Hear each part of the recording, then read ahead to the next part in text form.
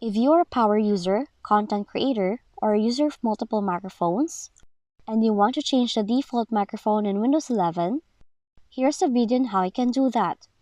So firstly, you have to open Settings, click System, choose Sounds, scroll down to Input section, look for the option Choose a device for speaking or recording, and expand the drop-down menu. Now you can select your preferred microphone from the list.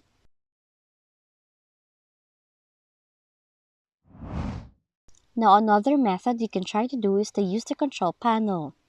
You can do it by opening Control Panel from the Start menu, click Sounds, click Manage Audio Devices, then choose the Recording tab, select your preferred microphone from the list of recording devices that appears, then click Set Default. Now once you're done, you have to click OK.